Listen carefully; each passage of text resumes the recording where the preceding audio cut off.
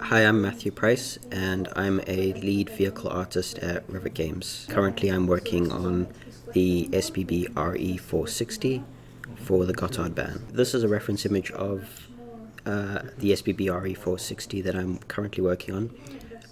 For this project, the main tasks I've been doing for this is modeling the exterior of the vehicle, and now I am going to move on to be working on the cab.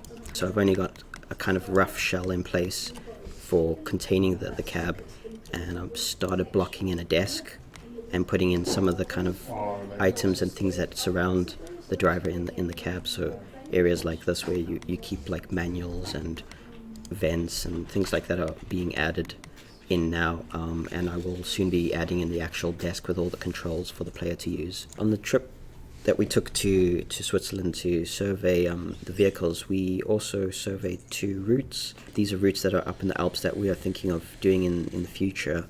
We spent about 4 days kind of going through two routes, 2 days each, driving on the railway and getting off at each station and taking images around the stations and getting reference for all the things that the environment artists will need to make. These images here are kind of images that we've just taken while we're driving up and down on the route, just to kind of get a feel of the kind of area. On top of taking all these images for the two routes that we surveyed, we spent about a day and a half getting reference images for two vehicles.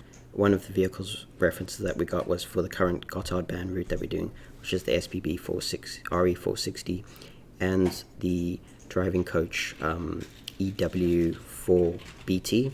We spent about half a day taking images of that, so 3 to 4 hours taking images of the cab, some of the exterior, and also sitting with the driver and having them explain how they operate the vehicles. For this project, we didn't have a lot of reference for the cab, which is quite important to have because this is where the player is going to be spending most of their time. We've taken close-up images of all the dials and switches, and we've taken measurements of dimensions for certain parts of the cab. We also need to get reference of how the vehicles are operated, because each train is very different. It can be very different when you in the way that it's operated and how you drive it and the functionality that it has. What we'd like to try and do is get drivers to explain how the vehicles will operate.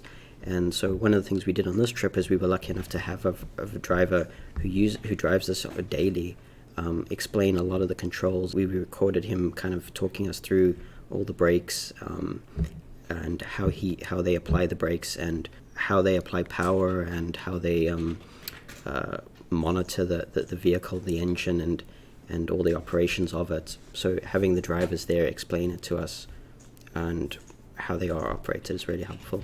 We also surveyed a second vehicle, and this vehicle was actually kind of a bit special because we got to be in the cab with the driver while he was operating the vehicle, and we drove for about half an hour to 45 minutes with him. He was able to, in real time, kind of have the vehicle operate and explain what would happen if he drove the vehicle in a certain way, and if he didn't do something, how the vehicle would react. And we also got to like feel and hear the engine from the driver's point of view, and it was really helpful to actually see how the drivers actually operate the vehicle in real time.